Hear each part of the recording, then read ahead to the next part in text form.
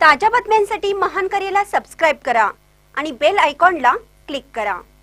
दापोलीतील मुरुड समुद्रकिनारी स्टंटबाजीचा धुमाकूळ, पर्यटकांच्या सुरक्षिततेचा प्रश्न ऐरणीवर।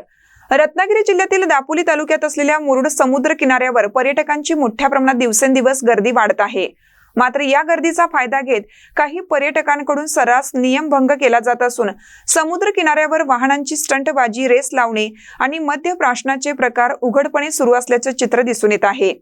त्यामुळे कुटुंबासह लहान मुले आणि महिला पर्यटकांसह आलेले सामान्य पर्यटक भीतीच्या छायेखाली आपला वेळ घालवत आहेत।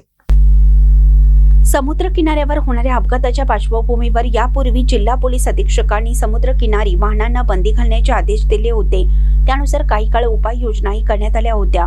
मात्र सध्या हे आदेश धुडकावून पर्यटक आपली वाहने थेट समुद्र किनाऱ्यावर घेऊन जात असून हजारो पर्यटकांच्या गर्दीत दुचाकी व चारचाकी वाहनांच्या रेस लावल्या जात आहेत।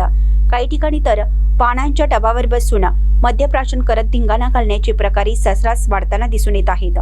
या बेजबाबदारपणामुळे समुद्र किनाऱ्यावर फिरणारे लहान मुले, महिला आणि ज्येष्ठ नागरिक यांच्या सुरक्षिततेचा गंभीर प्रश्न निर्माण झाला आहे। एखादी दुर्घटना घडण्याची शक्यता नाकारता येत नसतानाही संबंधित यंत्रणांकडून ठोस कारवाई होताना दिसत नाही।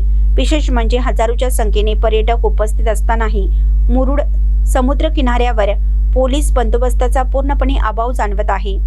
पर्यटनाला चालना मिळणं ही सकारात्मक बाब असली तरी नियमांचं उल्लंघन आणि सुरक्षेचा बोजवारा उडाल्यास त्याचे गंभीर परिणाम होऊ शकतात।